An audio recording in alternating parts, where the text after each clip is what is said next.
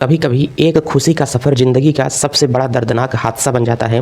जो घर से निकले थे मुस्कुराते हुए, वे कफन में लिपट करके घर लौटे हैं। किस्मत ने ऐसा मोड़ लिया कि खुशियां का सफ़र बदल गया मातम में। नमस्कार दोस्तों, मैं हूं सौर और आप लोगों का स्वागत है सौर कैरियर पॉइंट में।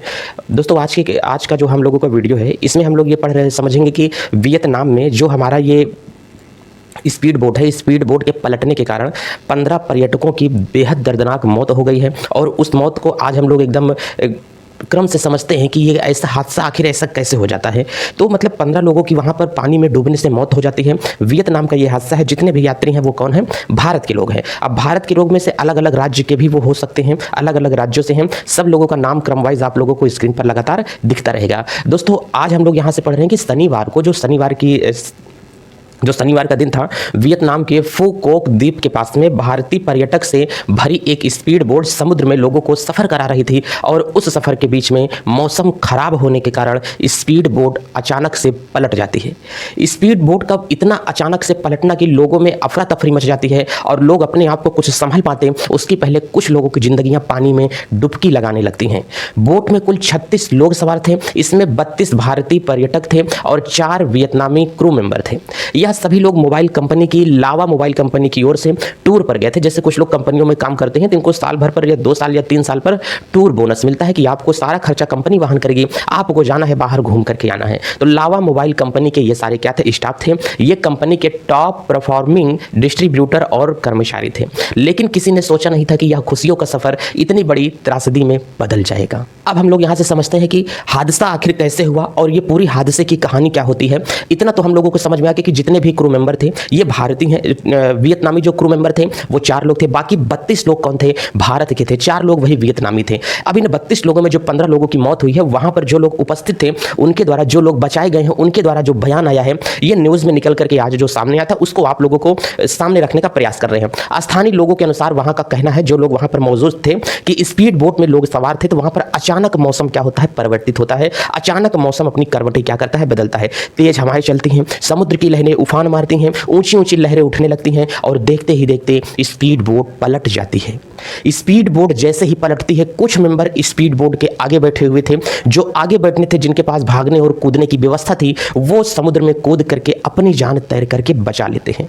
अपनी जान वो बचा तो लेते हैं, किंतु अपने दोस्तों की जान को वो नहीं बचा पाते हैं और उनके दोस्त स्पीड बोट के पलटने के कारण उस पानी में ही दबकर मर जाते हैं।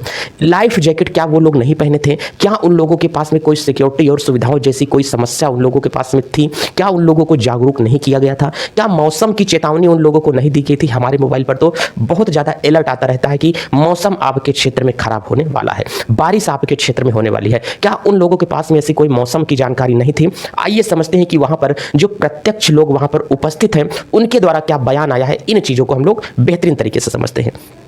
स्थानीय नाविकों ने वहां पर, जब लोगों ने वहां पर देखा तो प्रत्यक्षदर्शियों ने बताया कि वहां पर जो और नाविक लोग थे, जैसे ही बोट वहां पर समुद्री मतलब मौसम के खराब होने के कारण पलटती है, वहां पर स्थानीय जितने भी नाविक थे वो आपस में समुद्र में कूद करके जहाज के द्वारा जिस तरीके से वो हेल्प कर सकते थे उस तरीके से कूद करके कुछ लोगों की जान वहां पर बचाई जाती है। इसके लिए रस्सियां फेंकी जाती हैं, जेट स्की की मदद से घायलों को किनारे लगाया जाता है। लेकिन कई लोगों की जान उस उफनती हुई लहरों में दब करके सिमट जाती हैं।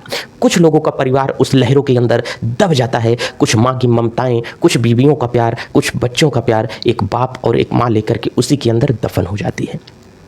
हादसे में बचे भारतीय पर्यटक निर्मल कुमार ने बताया कि रेस्क्यू टीम तो जल्द ही पहुंच गई थी, लेकिन पास के द्वीप पर कोई मेडिकल या दवाई जैसी व्यवस्था वहां पर नहीं थी। अगर ऐसी व्यवस्थाएं कुछ वहां पर होती तो कुछ और लोगों को बचाया जा सकता था, कुछ और लोग नहीं मरते। उनका कहना है कि अगर समय पर इलाज मिल जाता तो आज कुछ भारतीय जो हमारे 15 भाई खत्म हुए हैं उनको भी बचाया जा सकता था।